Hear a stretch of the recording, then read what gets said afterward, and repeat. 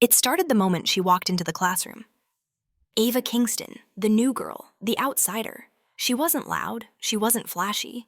She was just different. And sometimes being different is enough to make you a target. At first it was subtle, a few snickers when she introduced herself in class. A whispered, "Who dresses like that?" as she walked by. A couple of smirks when she sat alone at lunch. She told herself it didn't matter. Just ignore them. It'll pass. They don't even know me. But it didn't pass. One night, as Ava sat at the dinner table poking at her food, her mom noticed. "Is everything okay, sweetheart?" For a moment, Ava debated saying nothing, but the weight in her chest was too heavy.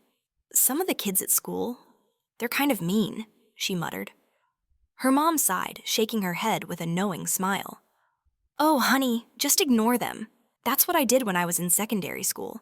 Kids are cruel, but if you don't give them attention, they'll stop." Ava nodded slowly. Her mother had no idea. She had no idea how much things had changed, how much further students would go to hurt each other, how cruelty didn't stop when you ignored it. It adapted, it grew, it hunted you in ways you couldn't escape. But Ava wanted to believe her, so she did what her mother said. She ignored them. And it only got worse. Her name was Chloe Miller, the girl everyone admired, the girl everyone feared. She didn't like Ava. No one knew why. Maybe it was because Ava didn't try to impress her. Maybe it was because Ava was quiet and Chloe fed on weakness. Or maybe Chloe just needed someone to break.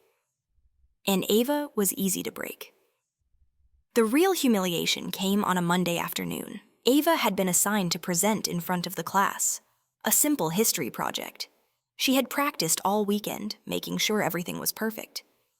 But perfection doesn't matter when people want to tear you down. As soon as she started speaking, she heard it. A cough, but not a real one. Then a giggle. Then, "She sounds like a robot." More laughter. She kept going, trying to focus on her notes, but her voice shook. Then Chloe spoke, loud enough for everyone to hear. "OMG, is she gonna cry?" The laughter exploded. Ava froze. Her throat tightened. Her vision blurred. Her hands trembled as she clutched her papers. The room felt smaller, like the walls were closing in. Then her feet moved before she even realized it. She ran, straight to the nearest bathroom stall, slamming the door shut behind her. Her chest heaved. Her hands gripped the sides of the sink as she gasped for air, struggling to breathe past the lump in her throat. She turned on the faucet, splashing cold water on her face, willing the burning in her eyes to stop. She couldn't let them see her like this. She just couldn't. She could have told her teacher. She could have reported them. But what would that do? Make it worse. She had seen it before. She had witnessed these same students openly disrespecting teachers, mocking them, talking back, laughing in their faces. Even when a teacher sanctioned them, sent them to detention, or called their parents, it never changed anything. The very next day they'd return, louder, crueler, more defiant than before. If they could treat adults that way, what would they do to her if she spoke up? So she stayed silent, even when her teacher asked, "Ava, is everything okay?" She forced a smile. "Yeah, I'm fine." And she hated herself for saying it. But Chloe wasn't done. Humiliating Ava in person wasn't enough. She wanted everyone to join in. That's when she created the group chat. Kingston's Cringe Files. It started small, a few of Chloe's closest friends. Then it grew, more names added, more messages sent. And before long, the chat was filled with lies. "Did you hear? Ava got kicked out of her last school for being a stalker. She copies people's outfits because she has no style. Swears she talks to herself when no one's around." It spread like wildfire. By lunchtime, the whole school was talking about her. And Ava had no idea, until she did. Until she walked past a group of students huddled over a phone, snickering. Until someone muttered just loud enough for her to hear, "Freak."